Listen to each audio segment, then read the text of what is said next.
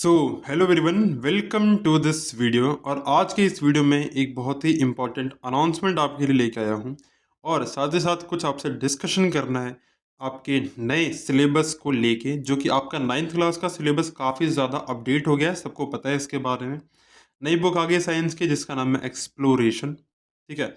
अब इस नई बुक के अंदर नया नया कंटेंट है, नया सिलेबस है, नई चीज़ें हैं। तो क्या कितना नया है, क्या नहीं है, वो सब कुछ हम अभी डिस्कस करेंगे।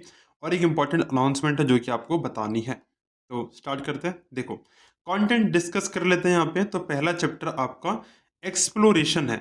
एक्सप्लोरेशन का मतलब क्या है? चीज़ों को आपको एक्सप्लोर करना है, पता करना है कि चीज़ें किस प्रकार से काम कर रहे हैं साइंस के अंदर। बेसिकली साइंस का हम एक इंट्रोडक्शन देखने वाले हैं इस चैप्टर के अंदर।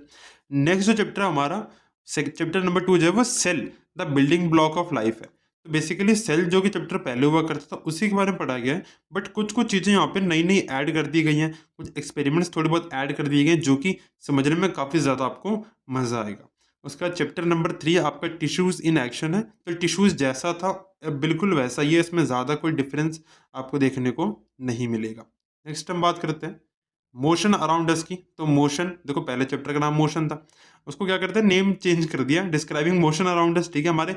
अब इस बार क्या है ना, न्यू बुक के अंदर इंटरैक्टिव क्या है कि आपको और ज़्यादा एग्जाम्पल दे रखे हैं जो कि बेटर सोचने में आपकी हेल्प करेंगे। ठीक है, मतलब वही बोरिंग से एग्जाम्पल नहीं जो पहले वाले हुआ करते थे, एग्जाम्पल्स नहीं डाले गए हैं।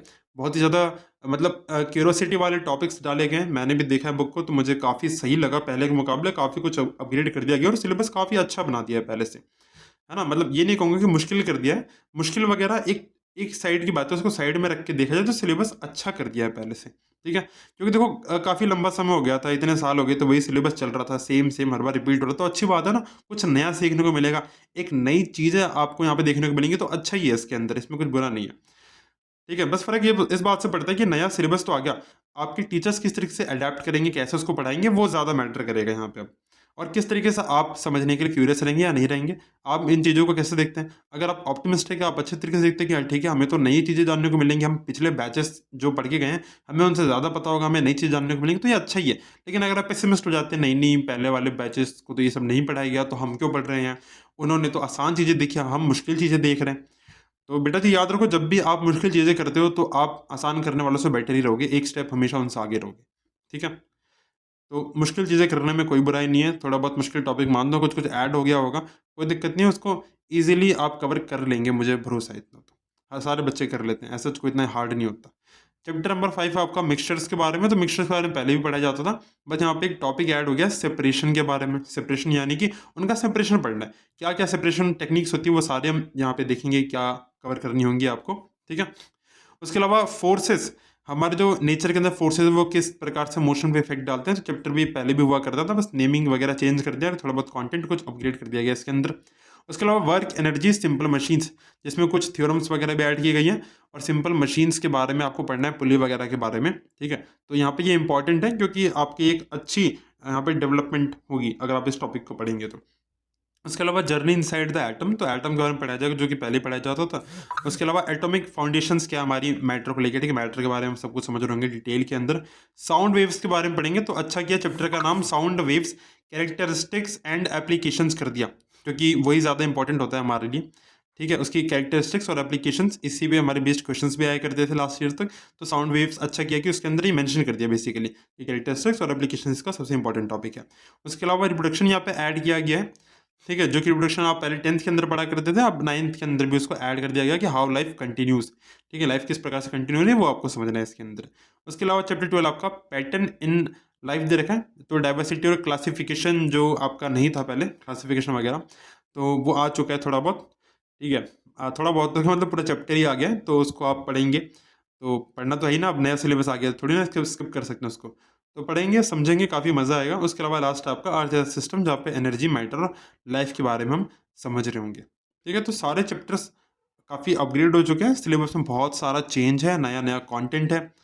तो कोई दिक्कत नहीं है, नया कंटेंट है तो आप इसको भी कवर कर लेंगे, जैसे कि हर बैचेस के अंदर कुछ ना कुछ होता ही, तो आपके साथ भी कुछ ना कुछ हो गई। तो देखो, अब मैं बता रहा हूँ यहाँ पे इंपॉर्टेंट अनाउंसमेंट जो है कि न्यू लेक्चर्स, अब क्योंकि नया सिलेबस है तो पुराने लेक्चर से काम चलेगा नहीं, तो यहाँ पे नए लेक्चर्स अपलोड किए जाएंगे जिसके अंदर डिटेल्ड एनसीईआरटी, डिटेल्ड मतलब क्या है, कि आपकी एनसीईआरटी प्रॉपरली, जो आपकी जो बुक मिल रही है ना, आपके हाथ में जो बुक होगी, आपको उसे पढ़ने की आवश्यकता तो है ही। देखो पढ़ना तो पड़ेगा यार, एनसीईआरटी रीड करो, रीड करना अच्छी बात है, बट उसको रीड करके उसको अंडरस्टैंड कैसे करोगे, वो आप लेक्चर्स देखना, आपको समझ में आएगा। लेक्चर के अंदर हमने एनसीईआरटी की बातों को, हर एक जो बात उसमें बोली गई, सारी बातें हमने कवर कर रखी है। ऐसी कोई बात ही नहीं होगी जो छूट जाए आपकी एनसीईआरटी की। एनसीईआरटी की सारी बातें डिटेल्ड में कवर कर रखी है। सेशंस हमारे बहुत ही ज़्यादा इंटरेक्टिव होंगे, मतलब ऐसा नहीं होगा बहुत ही बोरिंग सेशन चल रहा है यार, मज़ा नहीं आ रहा, ऐसा नहीं होगा। सेशंस बहुत ही ज़्यादा इंटरेक्टिव है। आपको पीडीएफ नोट्स भी अवेलेबल होंगे मेरे लेक्चर्स के साथ में। तो लेक्चर आप देख लेंगे तो फिर आप पीडीएफ नोट्स डिस्क्रिप्शन बॉक्स में जाकर डाउनलोड कर सकते हैं। बिल्कुल सिंपल है ये, ठीक है। तो लेक्चर की सीरीज कब से आ रही है? बहुत जल्द।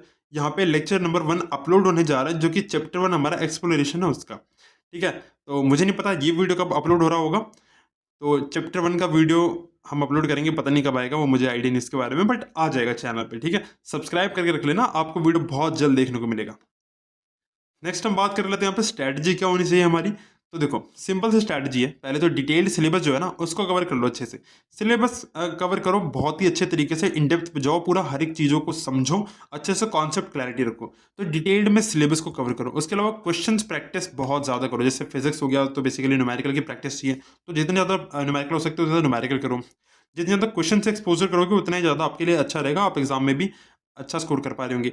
डेली रिवीजन करना आवश्यक है। आप डेली रिवीजन करते हैं, डेली रिवीजन करते रहेंगे तो आपका फ्लो मेंटेन रहेगा, आपको चीज़ें रिटेन रहेंगी और लंबे समय तक रिटेन रख के एग्जाम के अंदर बहुत अच्छे से आंसर लिख के बहुत अच्छे मार्क्स ला पा रहे होंगे। और कॉन्सेप्ट्स की बिल्डिंग बहुत इंपॉर्टेंट है। बिना कॉन्सेप्ट के आपको चीज़ें समझ नहीं आ रही होंगी, आपको परेशानी हो सकती है, बट कोई दिक्कत नहीं है। पहला लेक्चर आने वाला है, एक्सप्लोरेशन जो चैप्टर है उसका, बिल्कुल आप देखना उस लेक्चर को। मेरा पूरा रिकमेंडेशन, आप एक बार उस लेक्चर को देखिए, आपको समझ में आएगा कितने डिटेल में हमने चीज़ों को समझा है वहाँ पे, ठीक है। हर एक चीज़ को बहुत ही प्रॉपरली तरीके से समझा है। जहाँ डायग्राम्स की नीड है वहाँ डायग्राम्स दिखाएं आपको, जहाँ इमेजेस की नीड है वहाँ पे इमेजेस सारी अटैच कर रखी है। अगर कोई वीडियो कहीं पे दिखाना है तो उसको भी हमने अटैच कर रखा है।